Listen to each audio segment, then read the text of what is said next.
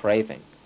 And that is the highest renunciation, the ultimate act of renunciation, the inner act of finally cutting off all attachments, even the most subtle.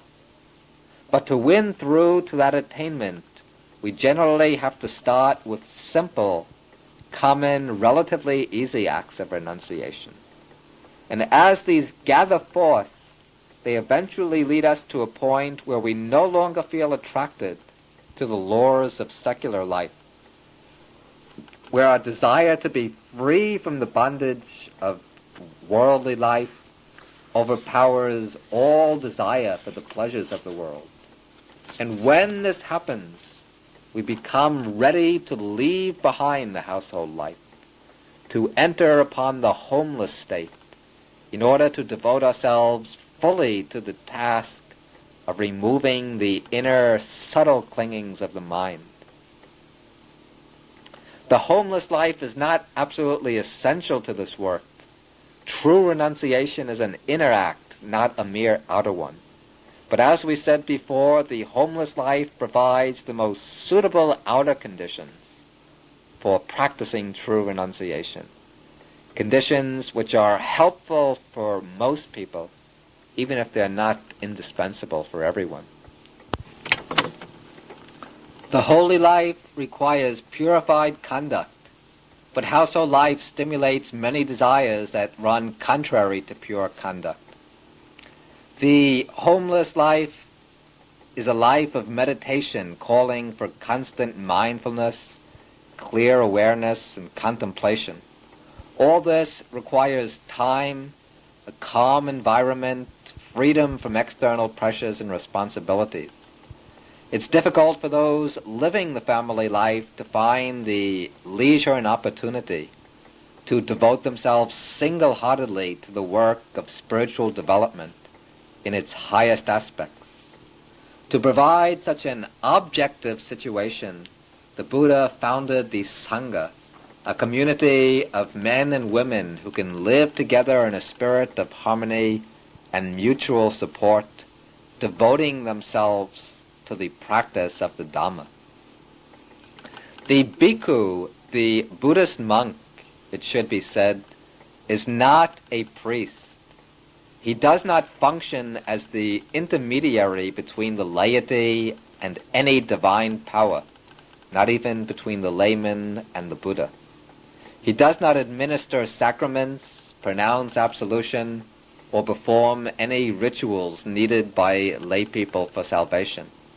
The main task of the bhikkhu, of the Buddhist monk, is to cultivate himself along the path laid down by the Buddha, the path of moral discipline, concentration, and wisdom. Entrance into the Sangha, we should also say, is not binding for lifetime. One who becomes a Buddhist monk doesn't take lifelong vows. In some Buddhist traditions, especially in Sri Lanka, it's expected that those who take the higher ordination as bhikkhus will remain in the robe for life.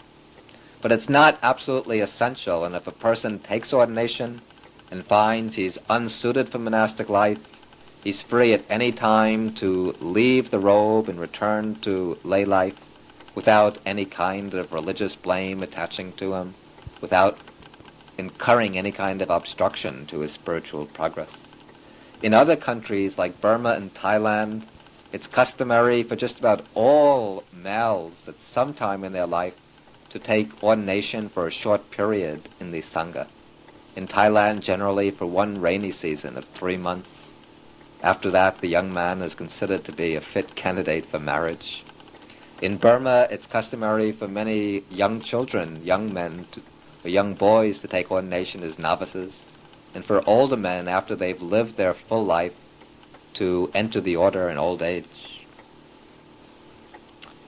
The distinctive marks of the bhikkhu in all the Buddhist countries and most Buddhist traditions are the shaved head and the saffron robes. As it says in the stock passage that we already read, he shaves off his hair and beard, puts on the saffron robes, and goes forth into homelessness. Some people nowadays object to this distinct appearance of the bhikkhu, particularly in the United States. They think that the Buddhist monk has to change with the times, that he should conform to the society in which he lives. And so in this age and in this country, he should appear like everybody else, perhaps wearing his robes only when performing religious services or when teaching the Dhamma. However, these ideas do not accord with the specific nature of the bhikkhu's vocation. Even in the days of the Buddha, the bhikkhu had a distinct appearance from lay people. His robe and his shaved head were never the common custom of the people. They always served to mark the monk out as different from others. The reason the bhikkhu adopts this appearance is rooted in the very nature of his calling. For one thing, the Buddhist monk seeks to realize the truth of anatta, of selflessness. And this means the relinquishing of one's claims to stand out as a special individual, to be a somebody. The aim of the bhikkhu is to become a man of naught, to reach total effacement, not in the sense of becoming a nameless nobody, but in eliminating the sense of ego, of self-identification. Now our clothes, our hairstyle, our beard often become subtle ways in which we assert our sense of identity, by which we try to express our self-image or to realize our personality. The bhikkhus seek to overcome this claim to self-assertion by adopting a mode of appearance that is the same as all other bhikkhus. They give up their individual color in order to blend imperceptibly into the larger body, the body of the Sangha. Also, the robe and the shaved head remind the bhikkhu of his special vocation.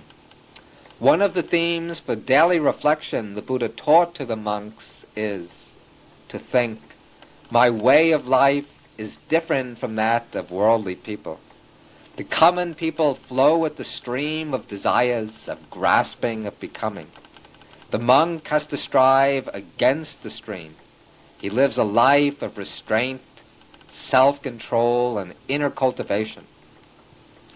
Because the defilements in his mind might still be active, he often needs some special sign to remind him of his high mission,